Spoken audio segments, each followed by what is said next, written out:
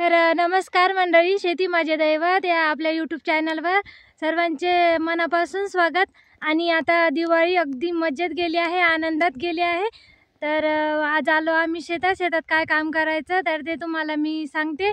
आणि पाण्यानंतर अगदी दिवाळी सुद्धा पाण्यानं काही कसं की शांततेत जाऊ दिली नाही। तर पाणी हा सारखा सुरूच होता। यावर्षी का पाणी यंदाच पडून जातो की काय पूर्ण असं झालं आहे।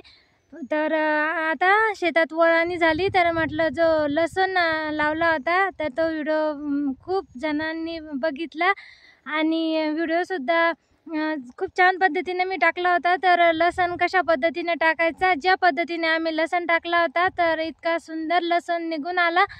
परंतु झालं काय की जे सोयाबीन या शेतात पेरलं होती तर त्या सोयाबीनच्या शेंगा फुटल्या आणि सोयाबीन ही निघून आली। तर आता सोयाबीन निंदायची आहे, कारण सोयाबीन निंदल्यानंतर लसूण हा खूप छान प्रकारे त्याला ऊन लागेल आणि वारं सुद्धा लागेल आणि लसूण वाढायला सुरुवात होईल। लसणाचं कसं असतं की त्याला थंडी सुटल्यानंतर खूप छान प्रकारे लसूण हा आपला पोसावत असतो।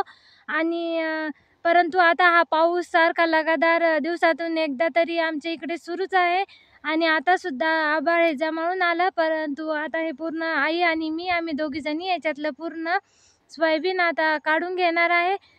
अशा पद्धतीने आज करायचं आहे शेतात काम। चला मग आता तुम्हाला दाखवते कशी सोयाबीन या लसणात उगली तर।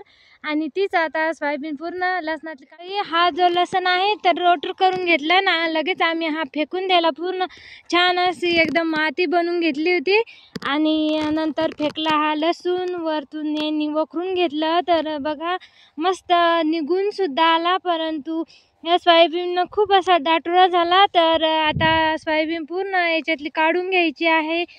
त्याच्यासाठी शेतात आलो।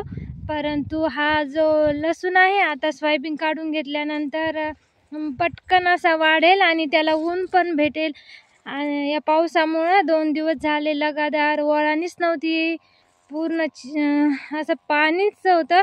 तर आज छान प्रकारे अशी वळणी झाली आहे, म्हणून लसूण घेणार आहे आता निंदून। दिवाळीचं आता कसं की आता त्याचे दिवाळीचे घरचे काम आणि आता आपल्याला शेतकरी म्हटल्यानंतर शेतात सुद्धा यावं लागतं, पाहावं लागतं। आता भरपूर असे शेतात सुद्धा कामं आहे, तुरीची फवारणी करणं।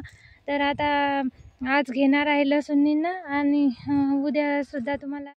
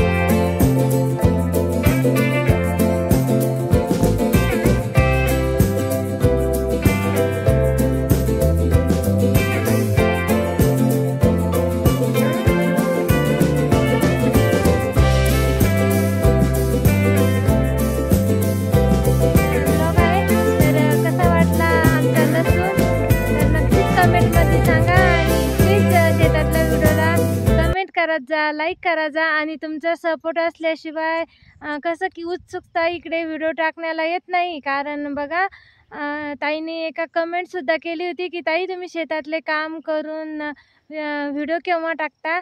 तर बघा कसं की शेतातलं पूर्ण काम करून घरचे पण कामं करून नंतर रात्री जवळजवळ एक व्हिडिओ टाकायला 2.5 ते 3 तास लागतात. आणि एडिटिंग करणं, थंबनेल बनवणं खूप टाईम त्याच्यात जातो. परंतु एक आवड आहे आणि खरोखर तुमची साथ मला पाहिजेत. आता काही काही व्हिडिओ खूप छान प्रकारे चाललेत, तर तसेच मला सपोर्ट करा. आणि प्लीज व्हिडिओ आवडलास तर लाईक, शेअर आणि सबस्क्राईब करायला विसरू नका. चला मग भेटू पुढच्या ब्लॉगमध्ये. तोपर्यंत बाय बाय.